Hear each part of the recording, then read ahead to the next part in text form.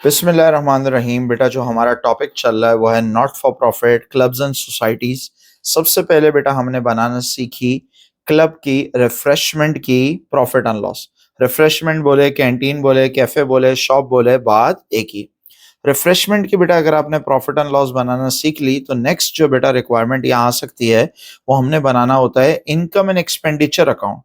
तो जो क्लब की मेन इनकम स्टेटमेंट होती है बेटा उसका नाम कैफे की इनकम स्टेटमेंट नहीं होती। जो मेन इनकम स्टेटमेंट होती है उसका नाम होता है इनकम एंड एक्सपेंडिचर अकाउंट।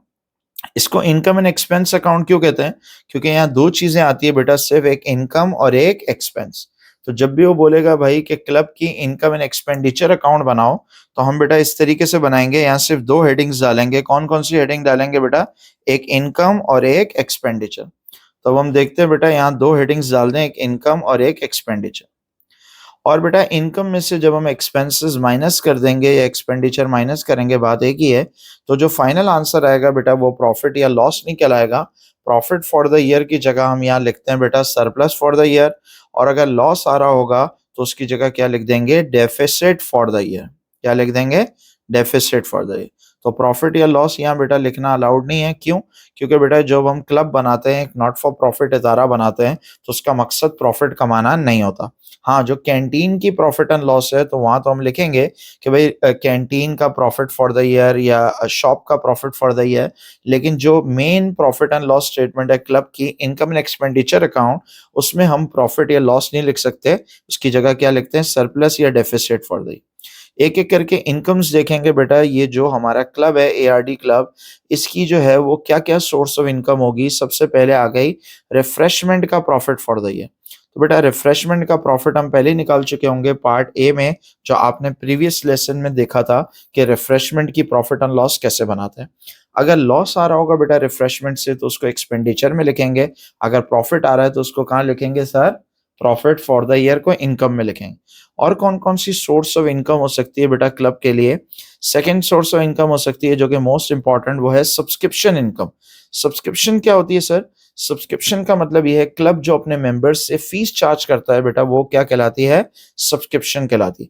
तो भाई किसी भी क्लब को, नॉट फॉर प्रॉफिट इदारे को चलाने के लिए, चाहे वो हॉस्पिटल हो या कोई भी फाउंडेशन हो, सही है, तो उसके लिए स्पोर्ट्स क्लब हो, सही, तो हमें क्या चाहिए बेटा? फंड्स चाहिए, सही है। तो अब उसकी मेंटेनेंस के लिए, सही, स्टाफ को सैलरीज देने के लिए, सारे स्टाफ तो वॉलंटियर नहीं होंगे, ज्यादातर स्टाफ जो होगा हमारा सैलरीड स्टाफ होगा, उनको हमने सैलरीज देनी होंगी, वेजेस देनी होंगी। तो अब उनको पैसे देने के लिए हमारे पास कहीं से पैसे आने चाहिए रेगुलर बेसिस पे। और जो क्लब अपने मेंबर्स से फीस चार्ज करता है वो कहलाता है सब्सक्रिप्शन। तो सब्सक्रिप्शन जो है वो बेटा क्लब के लिए क्या होती है? इनकम होती है। और इनकम के लिए आपने पढ़ा होगा, एक टॉपिक हमने पढ़ा था प्रीवियसली, एक्रूवल्स और प्रीपेमेंट। उसमें हम एक इनकम का अकाउंट बनाते थे। आपको याद होगा दो तरह के अकाउंट बनते थे, एक एक्सपेंस अकाउंट और एक इनकम अकाउंट। तो इनकम में बेटा जो अकाउंट बनता है वो कहलाता है अप्पा अकाउंट। अप्पा अकाउंट क्यों कहते हैं सर इसको? अक्रूड, प्रीपेड, प्रीपेड, अक्रूड, याद है? जैसे हम रेंट रिसीवेबल का अकाउंट बनाते थे, कमीशन रिसीवेबल का अकाउंट बनाते थे, वैसे ही फीस का अकाउंट बनाते थे, वैसे ही सब्सक्रिप्शन अकाउंट। तो बेटा इनकम दो तरह की हो सकती है, या तो अक्रूड इनकम या तो प्रीपेड इनकम। अक्रूड इनकम क्या होती है बेटा? कि हमने सर्विस प्रोवाइड कर दी, किसको? मेंबर्स को। लेकिन मेंबर्स ने अभी तक जो है वो फीस पे नहीं की। जो फीस बेटा मेंबर्स से आज नहीं तो कल हमने लेनी है, वो क्लब के लिए क्या है? रिसीवेबल है, वो एसेट है। एसेट का नेचर क्या होता है? डेबिट। तो ओपनिंग बैलेंस डेबिट पे आएगा तो क्लोजिंग कहाँ पे आ जाएगा? क्रेडिट पे आ जाएगा। प्रीपेड इनकम का क्या मतलब बेटा? मेंबर्स से हमने ज्यादा पैसे ले लिए, मेंबर्स ने किसी वजह से हमें एडवांस पैसे दे दिए अगले साल के। तो बेटा मेंबर्स से जब ज्यादा पैसे आ गए थे तो हमारे लिए एक ऑब्लिगेशन थी, लायबिलिटी थी। क्यों? क्योंकि अगर हमने मेंबर्स से पैसे ले लिए लेकिन उनको सर्विसेज प्रोवाइड नहीं की तो उनका पैसा उनको क्या करना पड़ेगा बेटा? वापस करना पड़ेगा। तो ये हमारे लिए क्या होगा? लायबिलिटी होगा। तो ओपनिंग प्रीपेड कहाँ आएगा? क्रेडिट पे। और क्लोजिंग कहाँ पे आएगा? डेबिट पे। जब बेटा हमारे पास, अच्छा एक बात आपको ये भी पता है कि एग्जाम में हम अक्रूड और प्रीपेड नहीं लिखते, बल्कि बैलेंस बीडी और बैलेंस सीडी लिखते हैं। तो बेटा ये जो है हमारा ओपनिंग अक्रूड, इसकी जगह हम क्या लिख देंगे? Balance BD. और जो क्लोजिंग अक्रूड है उसकी जगह क्या लिख देंगे? Balance CD. और बेटा अगर ओपनिंग प्रीपेड होगा तो उसको कहाँ लिख देंगे, क्रेडिट पे। अच्छा, ज़रूरी नहीं है एपीपीए में से, अप्पा में से चारों चीज़ें मौजूद हो, अक्रूड प्रीपेड, प्रीपेड अक्रूड, दोनों अक्रूड मौजूद हो, ओपनिंग क्लोजिंग और दोनों प्रीपेड मौजूद, या चारों एडजस्टमेंट्स होंगी बेटा, या 3 होंगी या 2 होंगी या कम से कम 1 होगी। तो अगर ओपनिंग प्रीपेड नहीं है तो नहीं लिखेंगे, अगर क्लोजिंग प्रीपेड है तो उसको कहाँ लिख देंगे, डेबिट पे लिख देंगे। सही है। जब बेटा क्लब को पैसे मिलेंगे मेंबर्स से तो क्या एंट्री बनाएंगे, बैंक डेबिट। अगर बैंक डेबिट हो रहा है तो सब्सक्रिप्शन अकाउंट क्या हो जाएगा, क्रेडिट हो जाएगा, क्योंकि जब भी इनकम बढ़ेगी तो बेटा वो क्या होगी, क्रेडिट होगी। और बेटा यहाँ पे और भी कुछ चीजें आ सकती हैं, इररिकवरेबल डेट। इररिकवरेबल डेट जिसका पुराना नाम था बैड डेट। अगर हमारे कोई मेंबर्स हैं, उन्होंने फैसिलिटीज अवेल कर ली लेकिन वो क्लब छोड़ के चले गए अचानक से, और उन्होंने पैसे भी नहीं दिए अपनी सब्सक्रिप्शन जो आउटस्टैंडिंग थी, तो वो बैड डेट कहलाएगी, इररिकवरेबल। इररिकवरेबल डेट से हमारा रिसीवेबल कम हो जाता है, तो क्या एंट्री बनाते हैं, इररिकवरेबल डेट डेबिट और ट्रेड रिसीवेबल क्रेडिट। तो यहाँ ट्रेड रिसीवेबल के बजाय ये आ रहा है आपका अदर रिसीवेबल, एक तरीके का ना सब्सक्रिप्शन। तो सब्सक्रिप्शन क्रेडिट हो रही है और इररिकवरेबल डेट क्या होगा, डेबिट होगा। यहाँ पे बेटा और भी चीज आ सकती है, रिफंड। रिफंड का मतलब बेटा कुछ मेंबर्स ऐसे हैं जिन्होंने हमें एक्स्ट्रा फीस दे दी थी, लेकिन अब हमने उनको पैसे एक्स्ट्रा जो लिए थे वो वापस देने। क्यों वापस देने भाई, फॉर एग्जांपल वो कह रहे हैं कि भाई हमने इस वजह से दिए थे कि आपके पास उस वक्त चेंज नहीं था, तो अब वो पैसे फॉर एग्जांपल वापस दे दें। या हो सकता है वो कह रहे हैं हमने दिए थे अगले साल के लिए, लेकिन हम चूंकि क्लब छोड़ रहे हैं, हम आउट ऑफ कंट्री जा रहे हैं, तो आप हमारे पैसे बराए मेहरबानी वापस दे दें। So for whatso ever reason अगर हम पैसे वापस दे रहे हैं मेंबर्स को तो बैंक क्रेडिट हो जाएगा, अगर बैंक क्रेडिट होगा तो सब्सक्रिप्शन डेबिट हो जाएगा। अब यहाँ भी बैंक आ रहा है बेटा, यहाँ भी बैंक आ रहा है, दोनों को डिफरेंशिएट करने के लिए ब्रैकेट में क्या लिखना पड़ेगा, रिफंड लिखना पड़ेगा, बैंक रिफंड। सही है। और बेटा आपको पता है एईडी का नेचर होता है डेबिट, एलआईसी का नेचर होता है क्रेडिट, ये तो आपको पता ही है।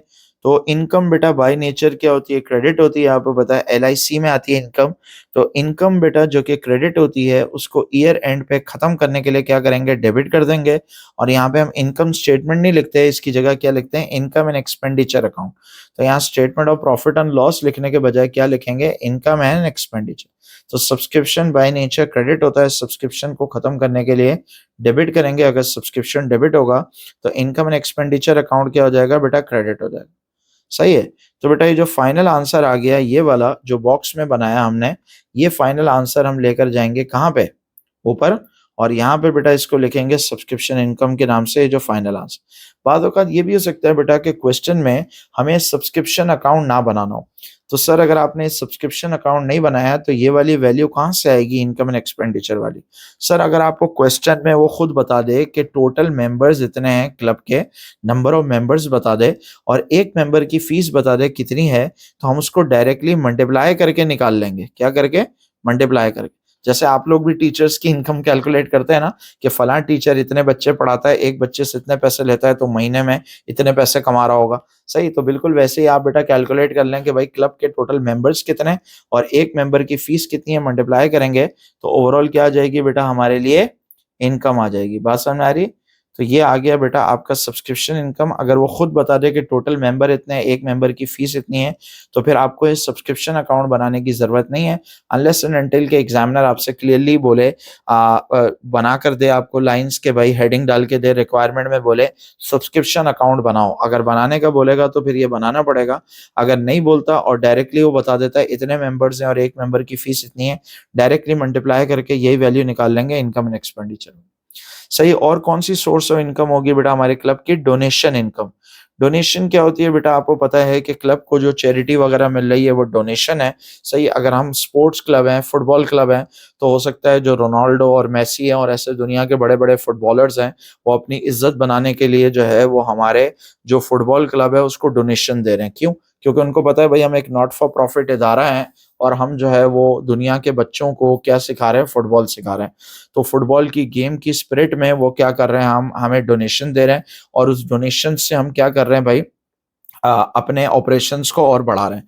अब ये जो डोनेशंस होंगी बेटा ये दो तरह की होगी, या तो डे टू डे नेचर की डोनेशन होगी जो कि रेवेन्यू नेचर की डोनेशन कहलाती है, या कैपिटल नेचर की होगी। अगर कुछ ना बोले तो बेटा donation day to day nature की होगी, रेवेन्यू नेचर की, और डोनेशन का आएगी यहाँ पे इनकम्स में आ जाएगी।